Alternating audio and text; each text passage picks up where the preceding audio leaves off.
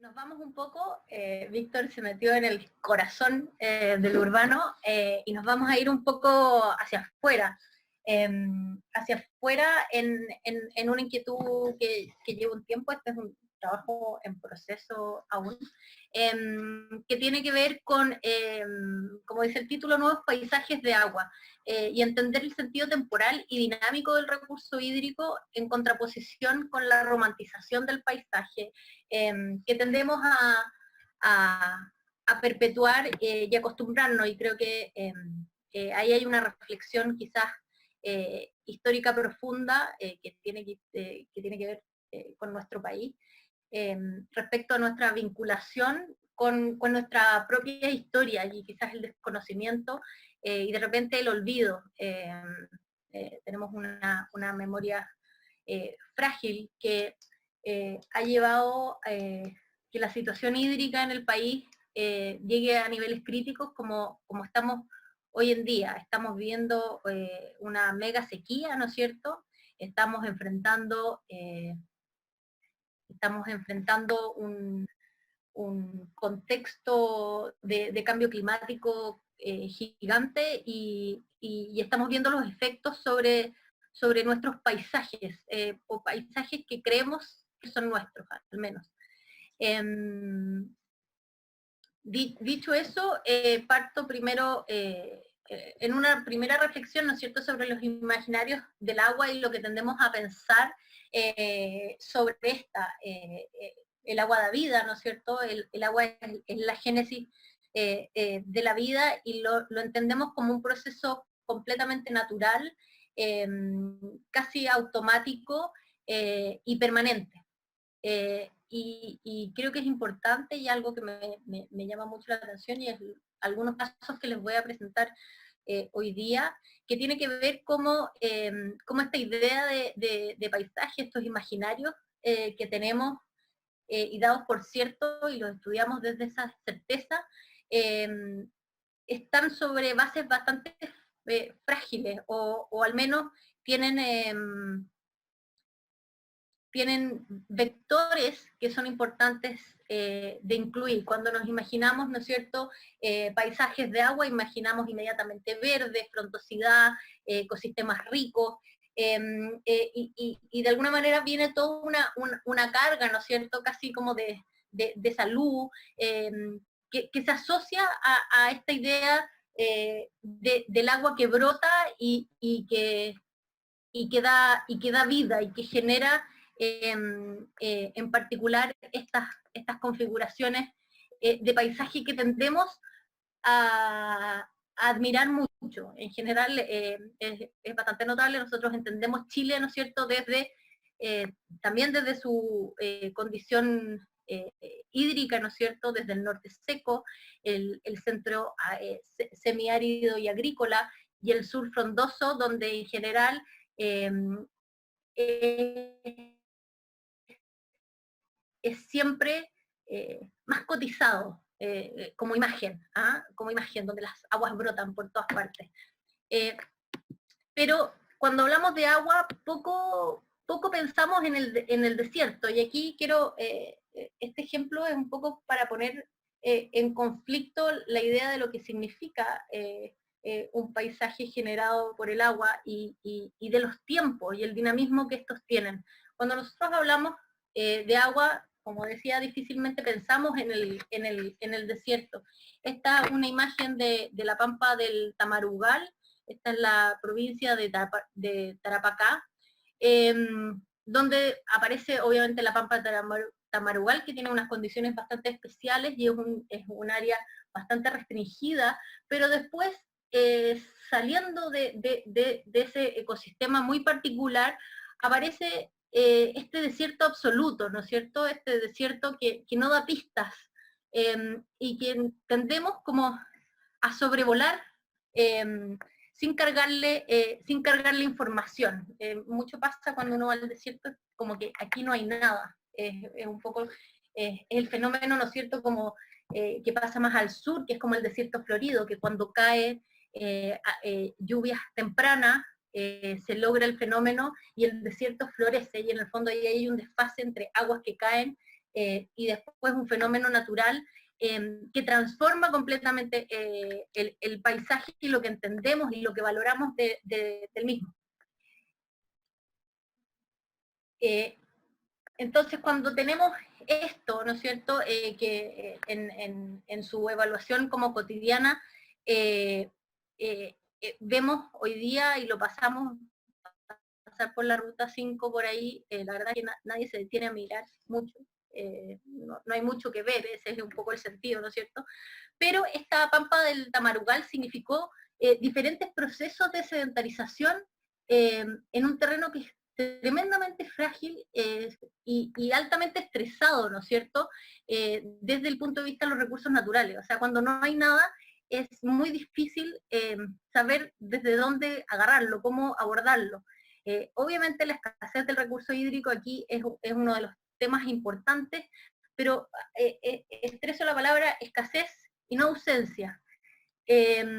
Aquí hay unas oscilaciones térmicas importantísimas, ¿no es cierto?, diferencias de temperatura entre el día y la noche, y los suelos de mucho sedimento tienden a ser bastante estériles. Aún así, cuando uno ve estas fotos y ve nada, estas condiciones adversas y tremendamente duras, ¿no es cierto?, no fueron impedimento para grupos humanos culturales que lograron domesticar este paisaje, lograron domesticar la pampa ya hace más de 2000 años, y lograron hacerla productiva, lograron subsistir, lograron hacer quizás lo que nadie espera que se haga, que es vivir en la nada.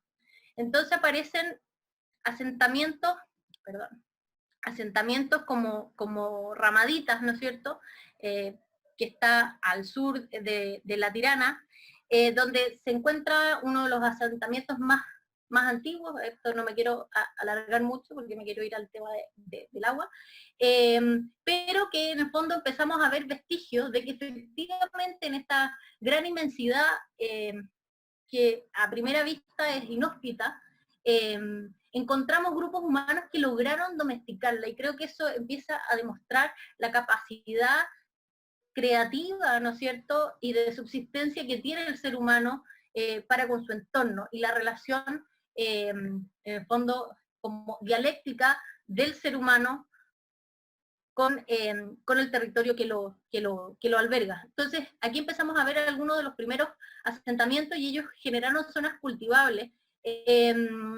y aquí hubo manejo de riegos, y lograron generar cultivos particularmente forrajeros para los animales. Entonces empezamos a ver que el manejo de un recurso que parece inexistente como es el agua, ¿no es cierto?, se logra manejar y se logra domesticar, y con esto transformar este paisaje, ¿no es cierto? Empezamos a encontrar, y estos son pequeños como testimonios, ¿no es cierto?, de que si uno recorre estos lugares que no son ni patrimonial, no son nada, eso es lo más increíble de todo, ¿no es cierto?, es literalmente la nada en el desierto. Uno empieza a encontrar los vestigios humanos. Yo tengo partes de vasijas de este sector, ya ha sido saqueado de todas las piezas importantes hace mucho tiempo, pero todavía se encuentran, pero en el fondo uno empieza a encontrar vestigios de ocupación, muy tempranas, pero también empezamos uno empieza a revisar y existen ocupaciones posteriores, y eso yo creo que es lo interesante, cuando uno ve estas imágenes y uno dice aquí no se puede hacer nada, aquí no hay nada que hacer, el lugar no lo permite, y de alguna manera construimos esta idea del paisaje del vacío, de la inmensidad, de la inocupación. Pero esto dista mucho de la realidad. O sea, estos paisajes, estos lugares fueron ocupados, y fueron ocupados hace mucho tiempo, y los hemos olvidado estas ocupaciones y estas lecciones, ¿no es cierto?, de de cómo habitar en el lugar donde se supone que donde no hay agua. Entonces empezamos a encontrar hoy día, esto es completamente con el paso del tiempo, está muy, muy borrado. Es una pena porque uno ve cómo esto, de alguna manera, año a año, se va borrando y se va perdiendo con eso. Entonces empezamos a encontrar, por ejemplo, este tipo de intervenciones que, claro, a nivel de persona es muy difícil leerla, es muy difícil identificarla. Esta es una de las más claras que encontramos en una de las salidas, ¿no es cierto?, donde uno empieza inmediatamente a identificar circulaciones, la anterior, ¿no es cierto?, tiene canales de agua por el lado, se empiezan a notar los surcos, pero que nos permiten, ¿no es cierto?, identificar que aquí pasó algo. En el fondo, esto no es un lugar que, que, que, que ha estado vacío, ¿no es cierto? Y empezamos a encontrar vestigios que son bastante posteriores. La tenemos en el fondo desde asentamientos precolombinos, como lo que se veía en Ramaditas, ¿no es cierto? Y en esta zona que es más cercana a Guara, más cercana a la salitrera, empezamos a ver vestigios precisamente vinculados a la salitrera, donde reconocemos que este desierto alguna vez fue zona también de plantación y de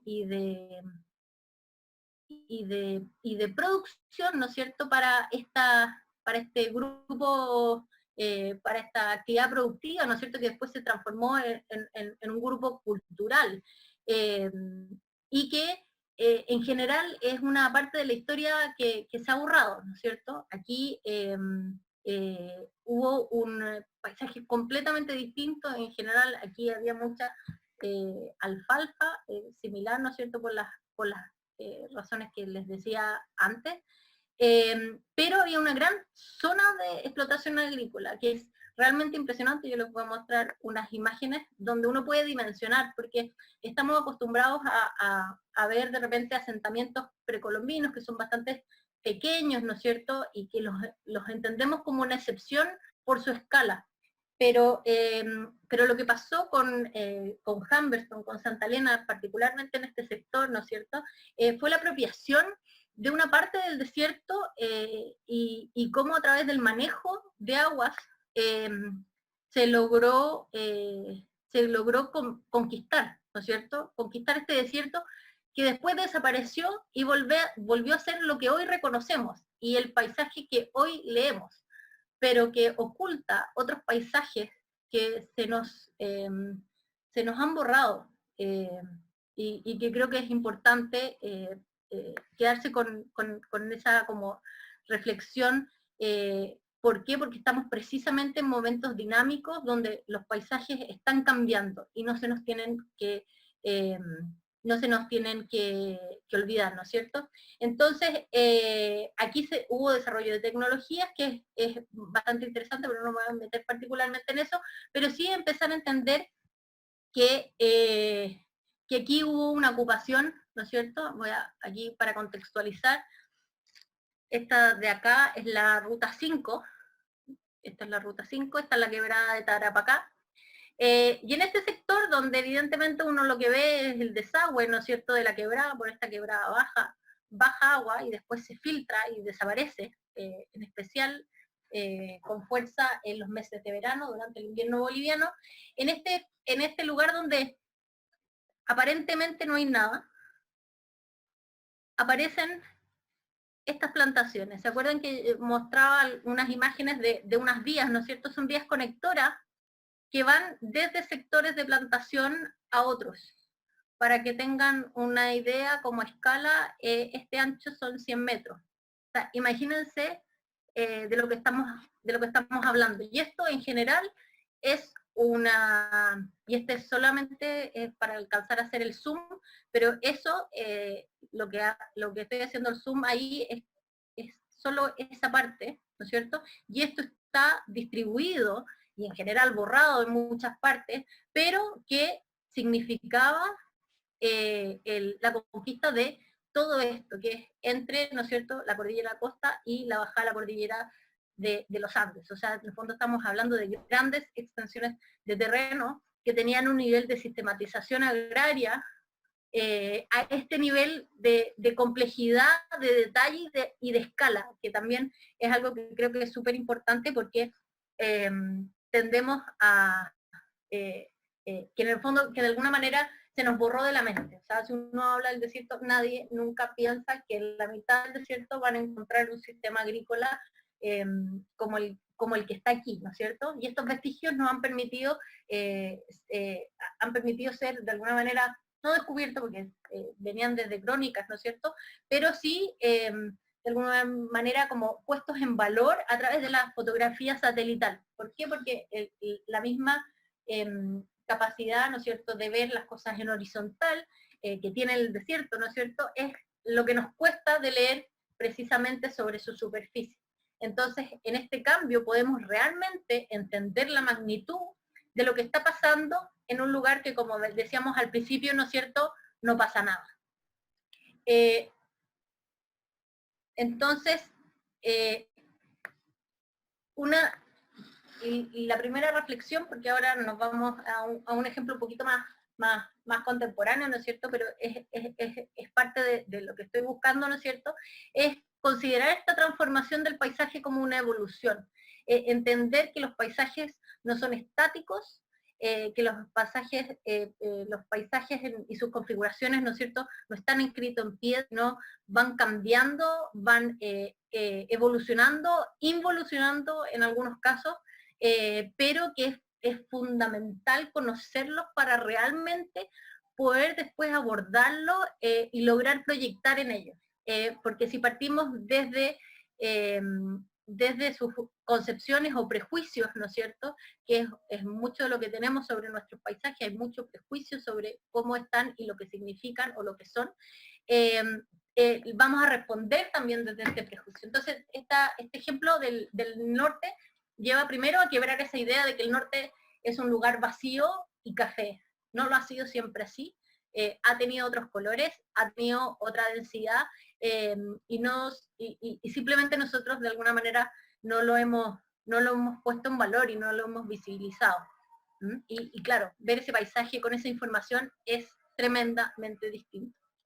Entonces nos lleva, ¿no es cierto?, a cuestionarnos estos imaginarios de agua, a cuestionarnos el cómo funcionan, ¿no es cierto?, y en particular en este punto es ahondar en la historia, en su cambio y en la cultura. En el fondo, cómo la cultura se ha desarrollado por la historia, pero a través de sus cambios. O sea, no es lineal, no es estática, es dinámica y tiene un factor temporal que es esencial para poder leerlo.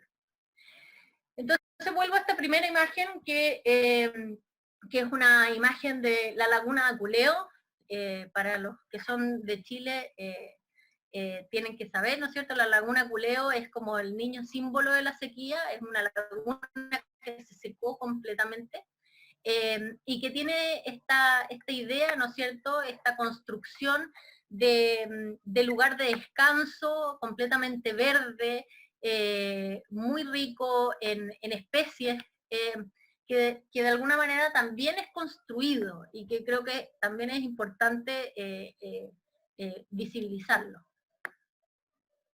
Perdón, no está. Ahí. Ahí sí, ya.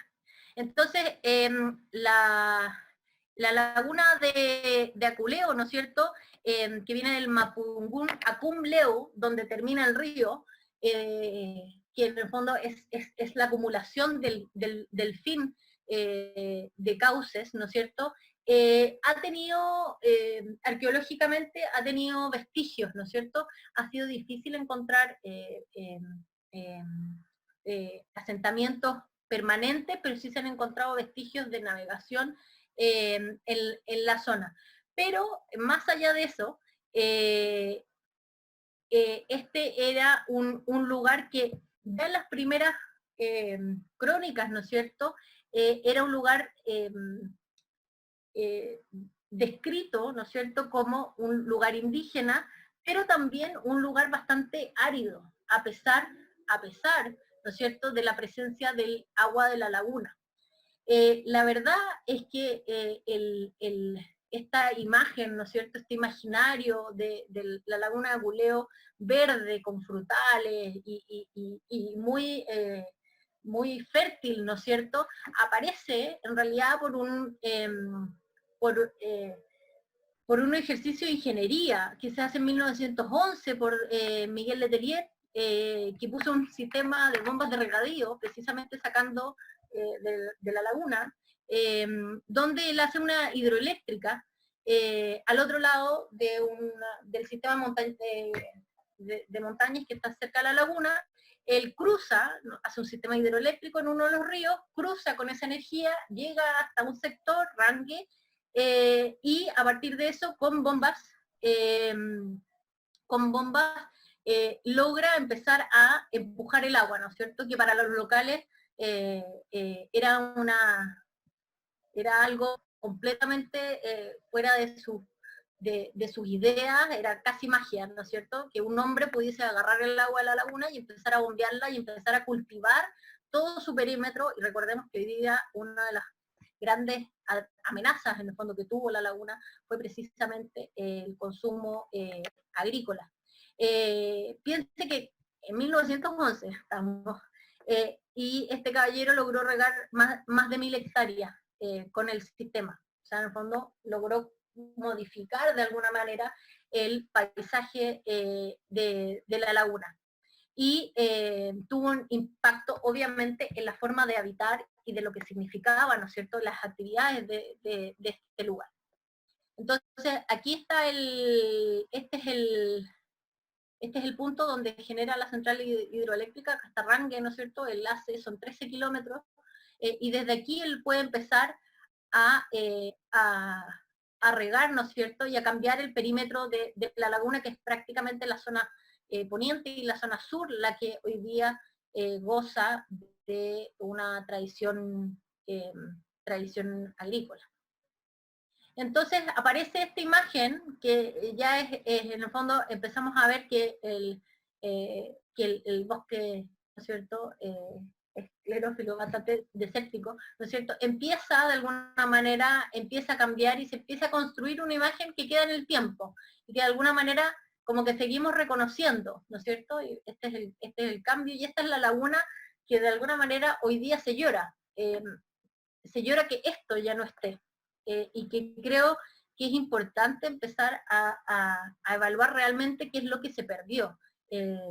¿Por qué? Porque esto tampoco estuvo ahí todo el tiempo, sino que es en el fondo el resultado o esta configuración dependió precisamente de acciones humanas, ¿no es cierto?, que impactaron sobre los equilibrios del ecosistema que estaba ahí presente. Entonces, esta imagen, ¿no es cierto?, llena de agua de alguna manera, nos lleva a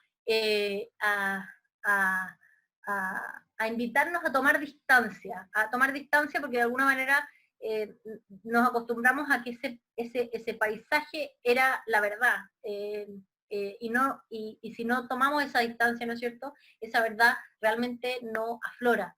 Y creo que ahí hay una clave, ¿no es cierto?, que tiene que ver con distanciarnos de lo que estamos observando para poder analizarlo y tener las herramientas, ¿no es cierto?, y de alguna manera, como se dice por ahí, ¿no es cierto?, tener las artes que nos afectan ese mirar, que van a cambiar obviamente lo que vemos. Y esa imagen de barcos hoy día es esto, la laguna está prácticamente desaparecida, aparece un poco con las lluvias, se vuelve a llenar un poco, vuelve a desaparecer, estuvo desaparecida completamente, creo que el 2018, si no me equivoco, y que de alguna manera nos vuelve a mostrar otro paisaje, vuelve a construir otro paisaje que de alguna manera muy a prejuicio, ¿no es cierto?, lo detestamos y lo vemos como algo negativo, que obviamente la falta de agua es algo negativo. El paisaje no necesariamente lo es, y si lo queremos reinterpretar y lo queremos reabordar, vamos a tener que asumir que nunca fue, quizás esa laguna verde llena de frutales alrededor. Algo importante, sobre todo porque en general se toma esta posición como muy catastrófica, de que todo es el cambio climático, y podemos ver que desde 1911 el problema no ha sido el cambio climático solamente, sino ha sido el balance hídrico, que tiene que ver con cómo usamos las aguas, ¿no es cierto? Y las aguas disponibles. Entonces, antes de la mega sequía, que obviamente habían mayores caídas de agua, por lo tanto las reservas eran mayores, pero en el momento que empezaron a bajar las precipitaciones, los consumos de agua seguían altísimos, incluso suben. Entonces, cuando tú tienes una comunidad que asume que este paisaje está en equilibrio, que es una gran falacia, ¿no es cierto? El paisaje nunca está en equilibrio, está en constante dinámica, y por eso me gusta reforzar la idea del dinamismo del agua, ¿no es cierto? Es entender de que ese paisaje que se entendía como estable, nunca lo fue, y por lo tanto nos permitió exacerbar nuestros consumos y nuestras presiones sobre el ecosistema que sostenía este paisaje dado por cierto, y que nunca lo fue, siempre fue un paisaje generado y creado por el ser humano. Entonces ahora nos queda la pregunta, bueno, ¿qué vamos a generar ahora nosotros? Y esta es la laguna hoy en día, y creo que la invitación un poco es hacerse responsable, pero también a mirar propositivamente. No nos podemos seguir echando a llorar de que la laguna ya no está, o podemos pensar, bueno, si el desierto alguna vez fue verde y hoy día es desierto y la gente lo va a ver precisamente por esa condición, bueno, esta laguna alguna vez fue laguna y hoy día es... Muy bien, muchas otra gracias, cosa. Soledad. Muchas gracias.